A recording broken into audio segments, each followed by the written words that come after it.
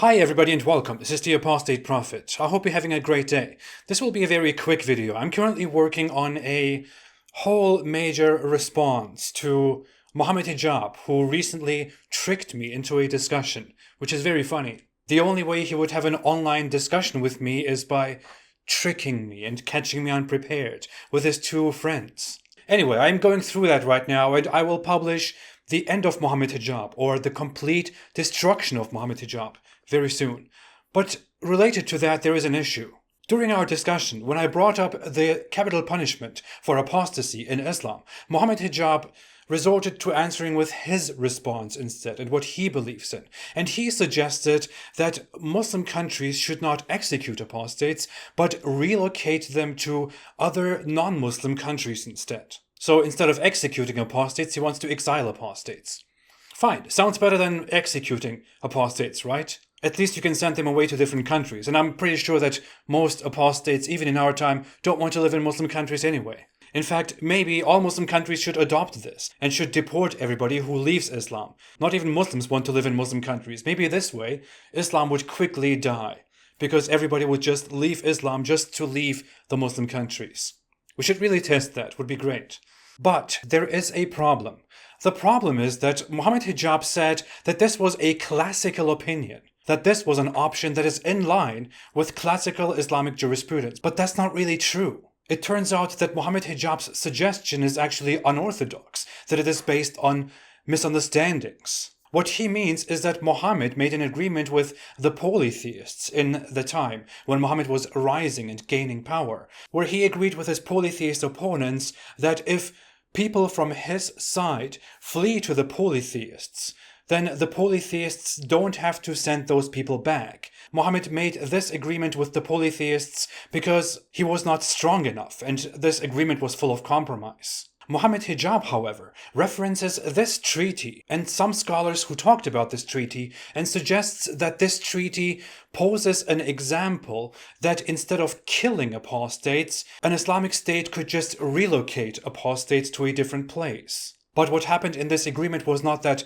the Muslims relocated apostates into a different place, but that they didn't chase those apostates who flee to the polytheists. And the scholars that Mohammed Hijab referenced in order to back up his weird suggestion also didn't really suggest what Mohammed Hijab suggests, but just suggested that a ruler could make a treaty, an agreement with different countries in which apostates, if they flee, don't have to be brought back or sent back.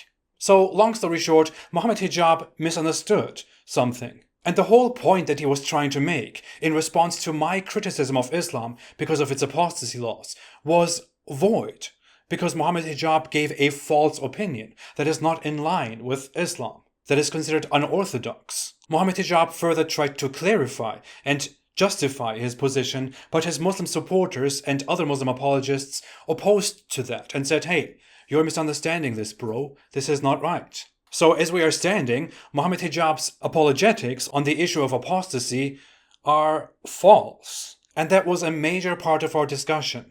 By the way, this shouldn't be lost, although I will definitely include this in my big video. Mohammed Hijab's suggestion that apostates shouldn't be executed but relocated is not due to his compassion for apostates or because he is so reasonable. No, his suggestion is based on the fact that Islamic states could not come out and say, yeah, we should kill apostates. They could not implement such a thing in today's time because they would be boycotted and attacked by more powerful Western countries, by liberal countries. He thinks that, therefore, Islamic states shouldn't kill apostates right now. And he also thinks that killing apostates is an option. And if his dear Muslim apologist friends and his scholar friends come to the agreement that his suggestion does not sound reasonable and that they should kill us instead, then he would agree with them. What needs to happen now is that Mohammed Hijab needs to come out and clarify what his position is. Does he take that suggestion back and support the killing of apostates in his Islamic state? And according to him, a Muslim country, a country that is majority Muslim, should implement such an Islamic state. And Mohammed Hijab wants to spread Islam. Or does Mohammed Hijab stand by his unorthodox suggestion and want to reform Islam and abandon such atrocious practices? Which would be a lie, to be very honest. I think he really needs to clarify this. To be very honest, I could go on and make my video anyway, and I will do that. The main reason that I'm making this video is just to show something to everybody. Do you see what's going on here? Muslim apologists, supported by so many mainstream Muslims, so many out there, hundreds of thousands, are currently arguing whether it is okay that Mohammed Hijab suggests exiling, deporting, systematically getting rid of people who leave Islam, or whether that is deviant and we should all stick to executing people who leave Islam. Should we execute people for their beliefs or exile people for their beliefs? Should we massacre people or relocate them forcibly? Can you imagine how it would look if a different group did what they are doing right now? Imagine a different group was trying to figure out whether they should exile the Jews or put them into concentration camps and kill them. Oh wait, that happened, right? Imagine we were out here casually discussing whether we should deport people who convert to Islam or put them into camps and kill them. But you don't need to imagine this one. This is happening right now.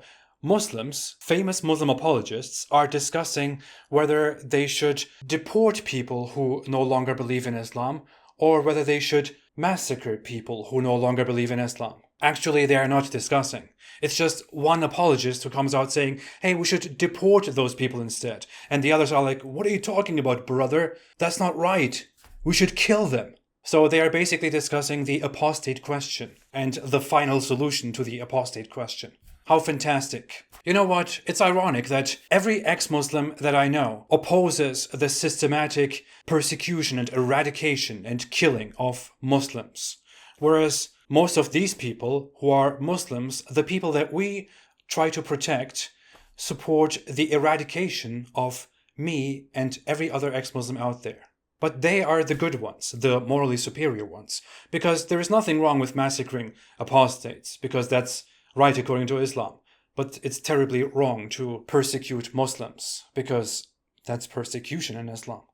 Hypocrites. Absolutely crazy lunatics and hypocrites. No wonder they are scared to engage in actual debates where we have to listen to each other and respond to each other, instead of resorting to trickery and ambush.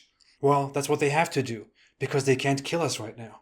If you want to help me in my fight against this evil and in my comprehensive deconstruction of this guy and his beliefs, which will come very soon, you can support my work on Patreon. Thank you all so much. I will be back. Have a great day and stay away from Islam.